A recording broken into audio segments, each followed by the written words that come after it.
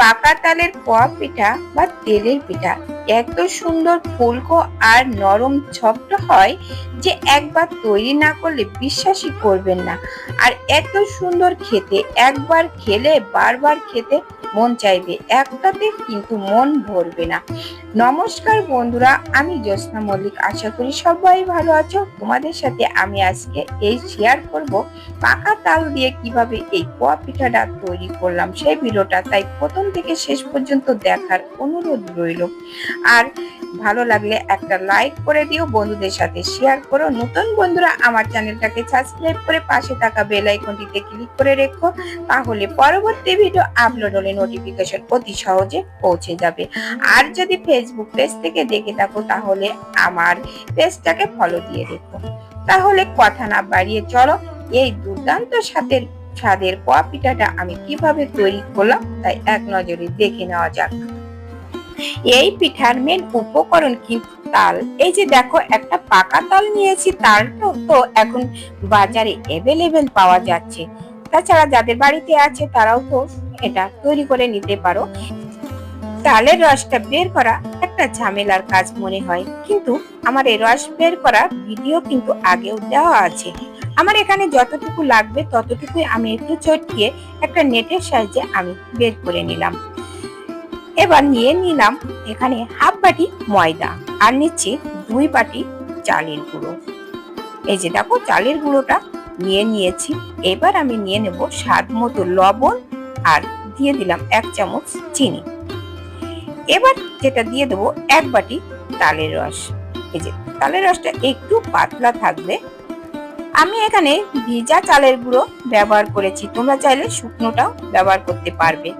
এবার দেখো, নিয়ে নিলাম আখের গুড়। আখের গুড়টা আমি আগের থেকে একটু জল দিয়ে ভিজিয়ে রেখেছিলাম।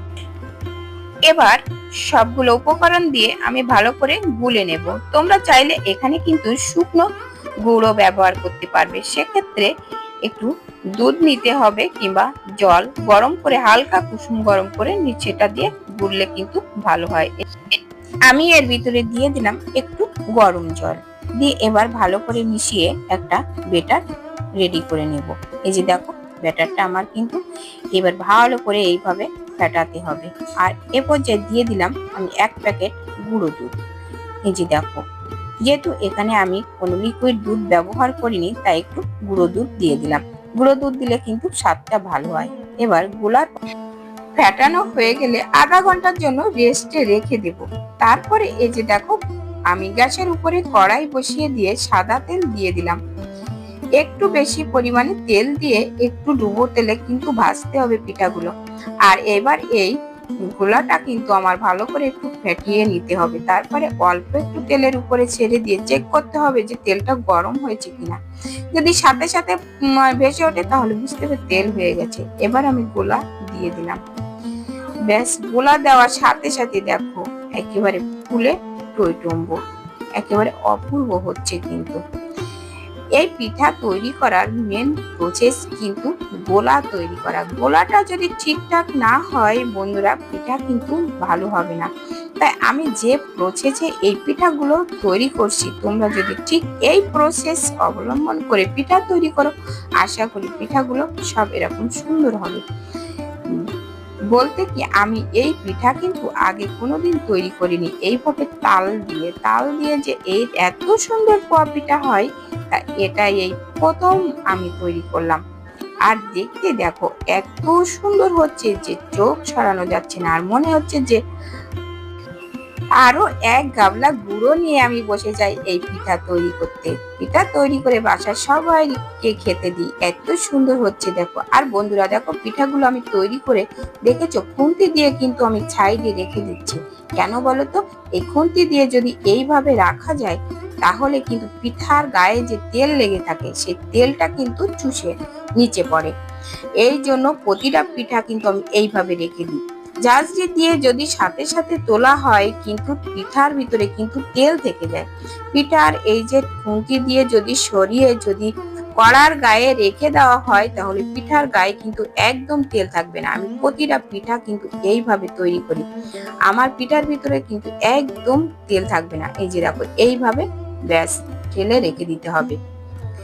এই প্রসেস গুলো অবলম্বন করে যদি তোমরা তৈরি করো আশা করি ভালো লাগবে। আর এই যে দেখো আমার পিঠা কিন্তু দুই রকমের হচ্ছে, প্রথমে গোলাটা একটু ঘন ছিল, ঘন থাকলে গোল গোল হচ্ছে, আর পরে আমার এই গোলাটা কিন্তু একটু পাতলা করেছি।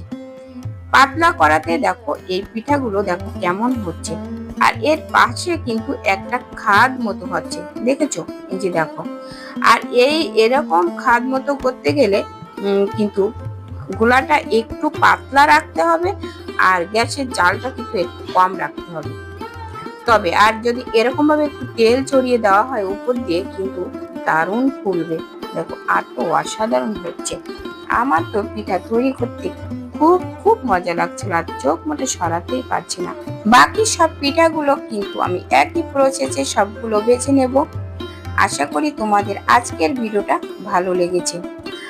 ভালো যদি লেগে থাকে তাহলে একটা লাইক করে দাও, যদি লাইক দিতে ভুলে যেয়ে থাকো বন্ধুদের সাথে একটু শেয়ার করে দিও। আর নতুন বন্ধুরা আমার চ্যানেলটাকে সাবস্ক্রাইব করে পাশে থাকা বেল আইকনটিতে ক্লিক করে রেখো, তাহলে পরবর্তী ভিডিও আপলোড হলে নোটিফিকেশন অতি সহজে পৌঁছে যাবে। গতদিন যে ভিডিওটা দিয়েছিলাম তাল দিয়ে, যে তালমোহন মিষ্টি, ওটাও খেতে কিন্তু অপূর্ব হয়েছিল। তোমরা যারা ওই ভিডিওটা দেখোনি একবার একটু দেখে নিও, আর ওই রেসিপিটাও একবার একটু ট্রাই করে দেখো, দারুণ লাগবে।